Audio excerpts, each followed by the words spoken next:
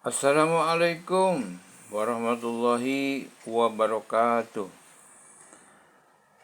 Bismillahirrahmanirrahim. Alhamdulillahirabbil alamin.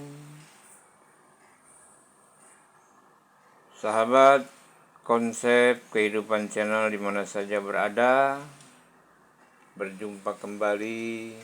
Mudah-mudahan sehat walafiat dan selalu dalam lindungan Allah Subhanahu wa ta'ala. Amin ya rabbal alamin. Sahabat dan saudara-saudara, pada kesempatan ini kita masih juga membahas tentang polemik nasab ya, yang semakin ramai dan semakin keluar bukti-bukti keaslian, bukti-bukti pendukung dari tesis Kiai Haji Imaduddin. Kemudian juga semakin banyak para ulama, para kiai, dan para muhibin yang mendukung tesis Kiai Imaduddin. Para muhibin yang mulai sadar dan mereka salah saat ini, dan mereka menyadari itu semua dan kembali kepada mendukung tesis Kiai Imaduddin. Kemudian di tengah polemik nasab yang sedang bersemerawut, di sini ada ketua Naat Nasional, ya, ketua umum Naat Nasional. Beliau memperlihatkan naskah, ya, tertua sejarah Wali Songo. Ini dari Kiai Haji Bindoro Iljamuddin Al-Qudusi, ya. Beliau adalah ketua umum Naat Nasional. Nah, beliau memperlihatkan naskah sejarah Wali Songo yang tua, ya. Dan kemudian juga apa yang beliau sampaikan, nanti kita dengar saja bagaimana pernyataan dan penuturannya tentang sejarah kuno Wali Songo. Baik sahabat, selanjutnya yuk kita simak saja penuturan dari Ketua Umum Naat ini, dan mudah-mudahan bermanfaat buat kita semua. Baiklah, dan jangan lupa di subscribe dan di like, di komen. Bagi yang sudah subscribe, saya ucapkan banyak terima kasih.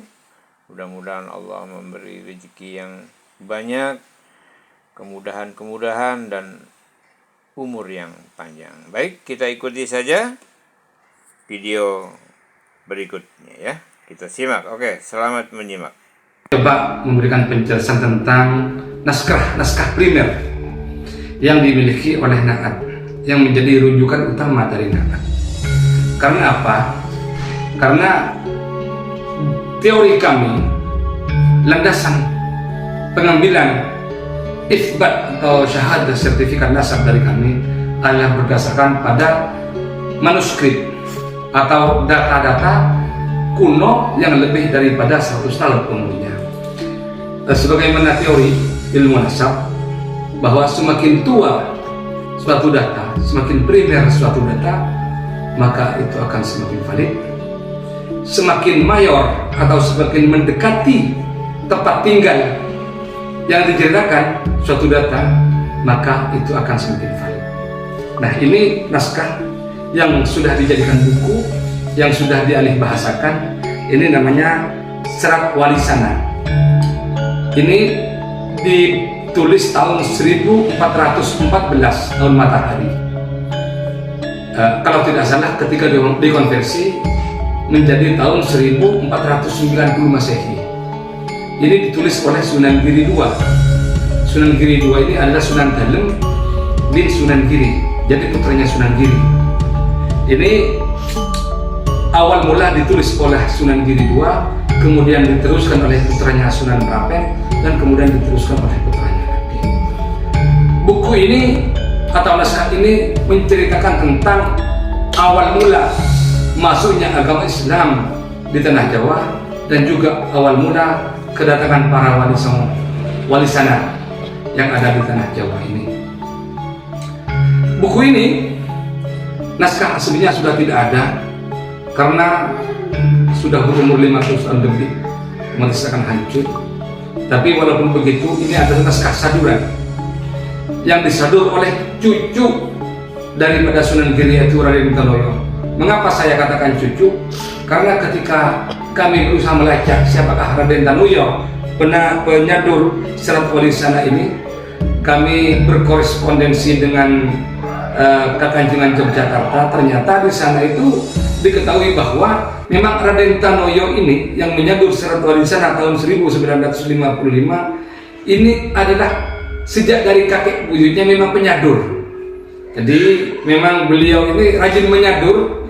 Menyadur itu adalah menyalin suatu naskah dari aslinya dengan tidak mengubah esensi dari naskah tersebut.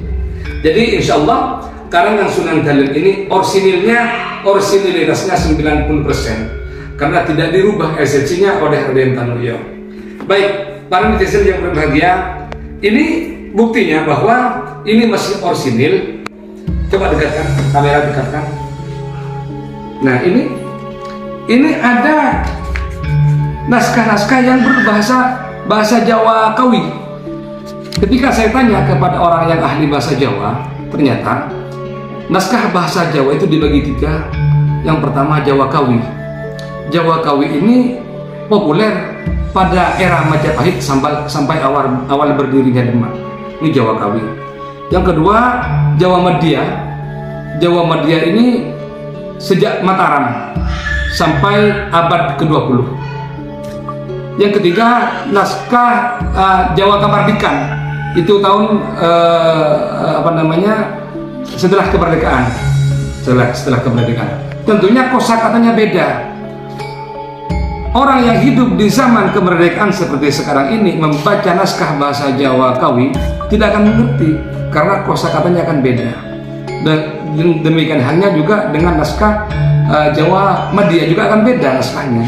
Nah ini ketika kami tanya ke ahli bahasa, ke Kitarka dulu yang menerjemah, yang ahli bahasa naskah ini naskah Jawanya Jawa Kawi.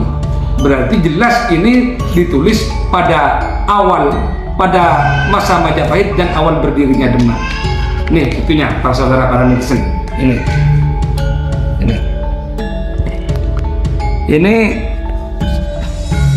Raden patah lajeng mundur bubaran kang sampian nangkli. Arya damar sahagarwa kondur Pakuwon Jeropuri. Ini bahasa ini kasaput dulu samana warnanen Rahaden Siwi. Ini bukan orang-orang Jawa sekarang, meskipun orang asli orang Jawa. Ketika ditanya ini tidak akan mengerti, karena ini memang Jawa Kawi. Begitu. Jadi suatu naskah itu walaupun ini sudah salinan, walaupun kertasnya kertas baru, tapi kosakatanya bahasa Kawi ini tetap dia itu dianggap kuno.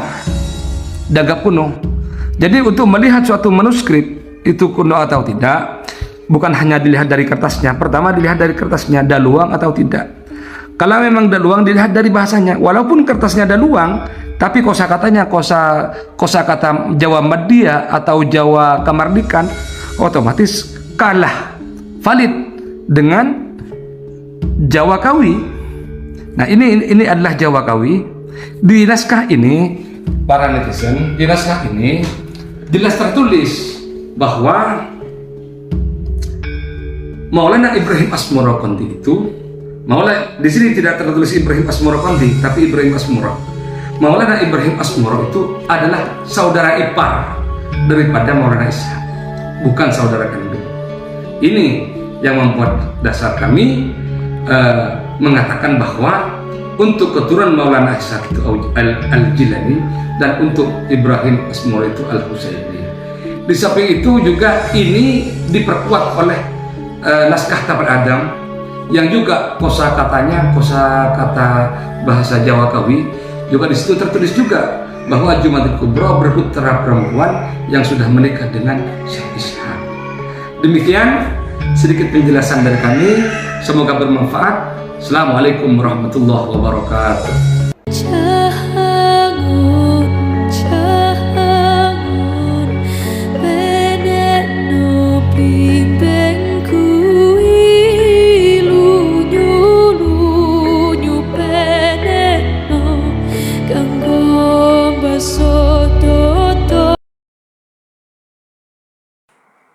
Baik sahabat Konsep Kehidupan Channel yang masih bersama, mudah-mudahan apa yang tadi dipaparkan, dijelaskan dapat kita simak dengan baik ya. Jadi kita bisa mengetahui bagaimana, seperti apa, dan dari mana gitu. Nah, dengan mengetahui sejarah yang lebih detail dan lebih didukung dengan bukti-bukti yang nyata, yang realita ya, itu kan akan berarti pengetahuan kita tentang kebenaran, keabsahan daripada sebuah sejarah itu kan bisa lebih valid lagi ya. Jadi itulah gunanya kita banyak mengikuti atau banyak mendengar sejarah-sejarah yang belum kita tambah, yang belum kita ketahui, kita dengarkan, dan itu akan jadi menambahkan satu wawasan buat kita.